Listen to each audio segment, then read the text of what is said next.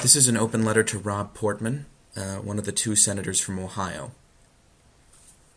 Mr. Portman, I know that you, like many American politicians, are deeply concerned about the COVID-19 pandemic and its potential to claim the lives of U.S. citizens. Ohio has thus far been mostly free of the virus, and no one has died from it, yet the response of our state government has been by far the most drastic of any. Mr. DeWine's sudden assumption of emergency powers, his extensive use of bans on commercial and social activity, and the extreme predictions made by his health official, Amy Acton, have been commended by many in the media and government, including you.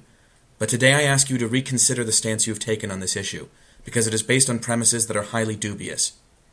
To begin with, there is little reason to believe that Mr. DeWine's draconian bans will do much to halt the spread of the virus if his advisors are correct in assuming, as they do, that a large percentage of Ohio's population is infected but not showing symptoms.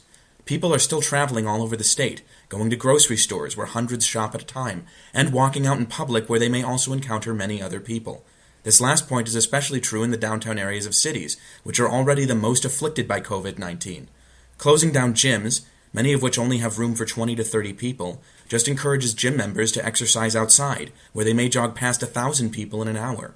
No one can be made perfectly safe from this virus without utterly depriving them of the basic freedom to live their life. Which brings me to my next point. These bans are so wide-ranging and so severe that they have utterly destroyed the social and economic vitality of the state of Ohio. While Mr. DeWine's measures are doing little to stem the spread of COVID-19, they are, on the other hand, doing much to deprive people of the means to fight it off. With no jobs, we cannot afford medications and food. With no ability to exercise in a gym, we are being discouraged from remaining healthy. And with no enjoyment of the basic social interactions that are so essential to our lives, we lose our will to live and fight off disease. Make no mistake, Mr. DeWine's actions will cost lives, probably far more than they will save, from suicide, heart attacks, and other side effects of depriving Ohio citizens of their livelihood and freedom. The offer of unemployment compensation will not counteract the crippling social and economic effects of these bans, nor should we expect them to. That is not what unemployment was designed for, and Americans take no pleasure in eking out a bare subsistence on government handouts. Ohio citizens have the right to earn their own money and take their own risks, and Mr. DeWine is stealing that right away from them on a fallacious pretext. This is oppression, and it should stop. It is easy for you to applaud Mr. DeWine's actions and urge everyone to support them. You are not a small business owner whose life is being destroyed. You are not a gym member who desperately wants to stay in shape and is told that he may not because of one man's paranoia. To be frank, Mr. Portman, you suffer from none of the decisions made by Mr. DeWine because you do not currently live in Ohio. I wish to remind you that others, the nominally free citizens of Ohio, are suffering, and you have the authority to strike a blow for their freedom if you will only make the difficult choice to go against the grain of media and government opinion.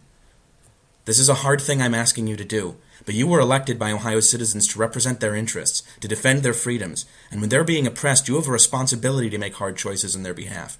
Please do not be deluded by Mr. DeWine's professions of public-spiritedness.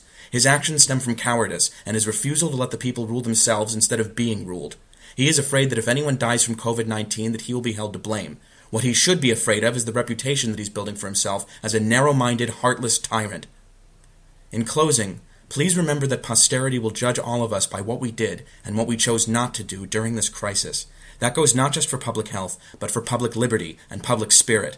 The future will not look kindly on, or make excuses for, a man who trampled over the people of his country in order to assuage his own overblown fears.